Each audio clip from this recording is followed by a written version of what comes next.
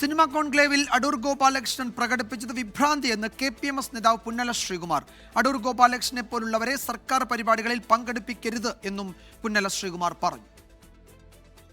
Feudal വരേണ്യ ചിന്തകളുടെ പുറന്തോടുകൾക്കുള്ളിൽ അധിവസിക്കുന്ന ഇത്തരം ആളുകളെ ഇതുപോലെയുള്ള ചടങ്ങുകളിൽ, ഇതുപോലെയുള്ള അവസരങ്ങളിൽ ഗവൺമെന്റ് ഇനി ആനയിക്കരുത്, അവരെ ആ അവസരങ്ങളിലേക്ക് കൊണ്ടുവരരുത് എന്ന അഭിപ്രായമാണ് പങ്കുവയ്ക്കാനുള്ളത്. കേരളത്തിന്റെ പൊതുജീവിതത്തിലും അതുപോലെ തന്നെ സാംസ്കാരിക മണ്ഡലത്തിലും നടക്കുന്ന ജനാധിപത്യവൽക്കരണത്തെയും അതുപോലെ തന്നെ അതിന്റെ പുതിയ കാലത്തെ ചലനങ്ങളെയും അസഹിഷ്ണുതയോടുകൂടി കാണുന്നു എന്ന് മാത്രമല്ല, അതിന്റെ വിഭ്രാന്തി കൂടിയാണ് ശ്രീ അടൂർ ഗോപാലകൃഷ്ണൻ ഇപ്പോൾ പ്രകടിപ്പിച്ചിട്ടുള്ളത് എന്ന് വേണം മനസ്സിലാക്കാൻ.